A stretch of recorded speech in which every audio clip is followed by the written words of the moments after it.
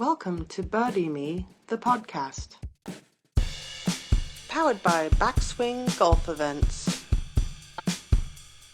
Hey guys, welcome to another episode of BirdieMe the Podcast. It's your boy Nick Johnson here. Unfortunately, my co-host is indisposed as of right now, so Anthony Valverde will join us later next week. But for this episode, we have, again, McKenzie Lyng, our partner for Backswing Golf Events. McKenzie, living the dream over there as usual? I'm always living the dream, yes. Always living the dream. I love it. I have t-shirts coming, hats coming. We're going to start selling Living the Dream merchandise shortly. Now, McKenzie, we have a special guest this week. Do you want to introduce who you brought up for us? Yes, I brought the one and only Amanda Cencer. Amanda and I go back about 12 years. We played, which makes us sound old, Amanda, but we played professional golf together and we traveled around the country playing on the Canadian tour and various other tours together. And then we started Backswing Golf Events. It'll be 8 years in September. So here we are. So Amanda, can you give me a little bit of insight on, in my research, you started at Pepperdine. How did you decide to switch over from softball into playing full time? Like, what was that transition like? It was a rocky one because I was a softball player, and when you turn 16, it doesn't mean you're going to make it, but you are allowed to try out for the Olympic team. So that's like what every softball player, like if you want to do it as a career later in life, and that's really the only thing you can do with softball. There are professional leagues, but your body only holds up so long. It doesn't pay very well. So my goal was to try to get on that team at some point. And that was the year they had pulled it from the Olympics to make room for wrestling. So that just kind of deflated my sails. And so instead of I just did golf as more of my grandma really wanted me to play, had always tried to get me to play. And I was like, I just want to finish high school with a sport and cool, we'll try golf and who cares? And really that was kind of the end of it. And so when I tried it and I was, not very good right away, and I started to love it. And the more you love something, the more you just dedicate yourself to it. And I just kind of kept going, but nowhere in that, even the first part of college, did I ever think I was going to turn pro. I just thought, wow, I really like this and would like to develop my skill. And then it just kind of overnight, I realized that while I was sitting in class, as beautiful as Pepperdine is, I just really wanted to be out on the golf course. But now I look back because people say, so golf is your calling. No, I think I had to play professional golf in this path to get to backswing. I think backswing was my calling. And the business. I think, and being a pro, you had to do that to get here. I don't think I was ever bred to go play full-time LPGA, and I think it was just a stepping stone. So it's interesting how life unfolds because I did not expect any of that. Right. I mean, I think I was about the same. I think I just flipped a switch in my brain one day. I mean, I played in college and tried to make it professionally, but there wasn't really a moment where I just I'm just going to be a pro. It kind of just, I signed up for a tournament as one. And it kind of just snowballed from there. And then, events just kind of keep rolling together and together and together. And all of a sudden you're a touring, quote unquote, a touring pro. One thing I wanted to kind of just bring up, which I didn't even know if you guys knew, but we actually have a lot in common. We're all on IMDb. Oh boy. So if you guys didn't know that, I was a production assistant in college trying to make some money on the side. So I was in, it was a commercial for E&OA for the Oscars super random. I literally just got coffee for everybody for 15 straight hours. But I have some film credits. So having said that, McKenzie, you were on Big Break Mexico, and Amanda, you were on Holy Moly. So Yes. I did do a little bit of research. Who wants to start first? Telling me, like, how did you guys get on those shows? Like, what was the process like? Sure. I Start, can Kens. elaborate. So Big Break was, a huge popular show. And I think they stopped filming. I want to say it's been a while now that they stopped filming that show. But they had auditions in Arizona at the Wigwam. And my dad was like, "Oh my gosh, you should go try out. Like, that would be such a good show for you." And I'm like, "Oh, okay. Like, what are the chances I'm going to get picked for this show?" So I went out and auditioned, and I felt like I had a great interview. I was like, "Oh my gosh, like this was so fun. Like, maybe they'll pick me." And then, weeks and weeks went by and I didn't hear anything. And so I was like, "Oh man, maybe they, I guess they didn't want me." Well, then I got a call from Golf Channel and they were like, "Hey, McKenzie, we want you to be on our next season of Big Break." And I'm like, "Oh my gosh, this is the best thing ever." And I had just turned pro, so I was extremely nervous because I had no experience playing professional golf, really only like 6 months under my belt before I got cast for the show. And it was really exciting though. And it was probably one of the best experiences I've ever had in my life, just filming the show, being a part of it. And it was awesome. So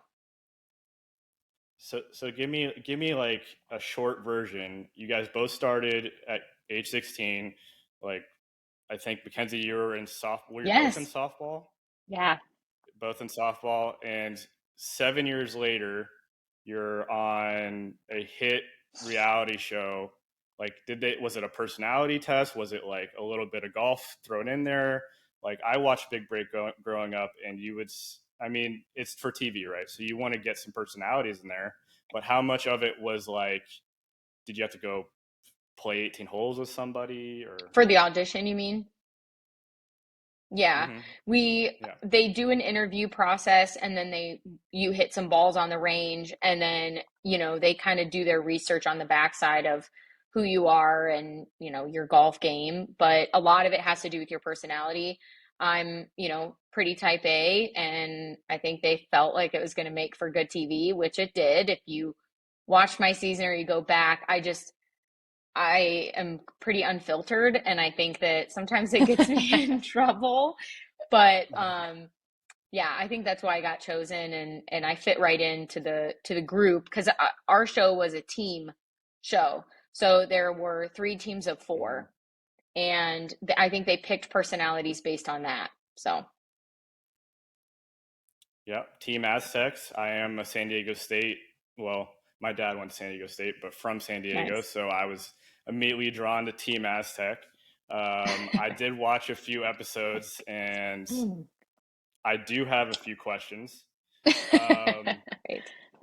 Oh boy. First of all, seeing baby McKenzie from, what was it, 2014? 2013.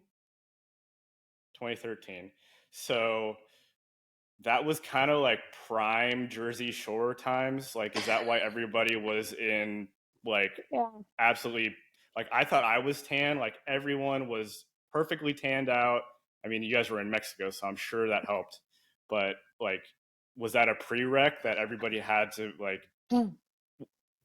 be at a certain tan level, or what was the story? Yeah, they spray tan. So funny thing, I am like part Filipino, like I have, nice olivey skin. And when I got there, they were like, we're going to do spray tans. And I'm like, I don't think I need a spray tan. Like, I'm already dark, like I don't need a spray tan. And they were like, no, like it'll look good. Trust me, on camera, it'll look clean and good. And I'm like, okay. And at the time, like everybody did it, and they were like, this is what you got to do. And I'm just like, okay, I'm already tan. Like, I don't need it, but that's just how it went. All the guys got spray tan too. It wasn't just the ladies. So it was an experience. Yeah. Like, I would imagine you burn through gloves like crazy because you just have spray tan all Oh, over them, yeah. or was that not a thing? Yeah. I mean, your shirts, your clothes, like everything, it was like on your shoulder from swinging. It wasn't ideal, but looking back, what was I going to do? Tell him no? Hey, No, you got to do it for I TV. did. I wish they brought it back. I wish they brought that show back. I think with social media now, it'd actually be fun to watch. I have an inside scoop. Spill the tea. What do you got? I have an inside scoop that it's coming back in 2024. 2024. So that leaves me like a year to get ready. Get ready. I'll start working on my tan and my game, and we'll see. That actually brings up something funny. Somebody reached out to me to be on Holy Moly, and I think I actually sent it to you, McKenzie. I was like, "Is this real?" Because at the time, I think I had like 100 followers, so there was like very little reason for someone to reach out to me. And then I think it was like a month later. It was way too late for me to get on, but I wish I had like gone forward with it. So like, Amanda, I'm sure you got a similar reach out. Like, what was the thought process? Like, how did you, I'm going to be on Holy Moly. Like, how did that go? Bring about? Yeah, random reach out, and they make announcements that they're like taking auditions, open auditions. And so I think I just submitted the paper form, and then they, based on the application, they like give you a call back, which I got one. And then it just moves very similar to McKenzie, where like you kind of hit each stage, and the more stages you pass, eventually they're like, you're cast, you're on. I will say for Holy Moly, it was all about what character can you be. So they want something that stands out. So I remember in the initial interview, she was like, tell me something that like makes you totally stand out apart. And I was like, I'm a singer. I don't know. And that turned into this just, I was the opera singer of Holy Moly for that episode. But while I don't regret anything in life, I am very blessed that I got kicked off fairly quickly before I got injured, because that show is not for the faint of heart. And a lot of my friends actually got really injured over it. So I was showing my friends, so I was watching your episode. I was watching with my friend, and he was like, "This is like Wipeout, but with a golf club." I'm like, and it's filmed. pretty much. Yep, it's filmed on the same set as Wipeout. So, yeah, so it's very cost effective. But it was an experience, to say the least. Unlike McKenzie's, I think McKenzie's show was more of a golf, like you had to have good raw talent, and you also just had to be good in front of a camera too. But I think there's more of like a golf realness to it. Like Holy Moly was such a gimmicky show, and like I said, it was fun to be on it, but looking back at all the challenges that I could have been selected for, I tell people this all the time, like the baseball that flew by my head probably missed me by a half an inch. So the fact is, why was I even out there putting my like potential game on the line for a show that you make $0 off of? So, but it was an experience. So for our listeners, they basically, I think it was like season 2, episode 5, or season 5, episode 2, either one. But you were going against a guy that was probably the highest personality you could ever go against. Had like a pink scarf around his neck. Honestly, I expected him to speak French the entire time.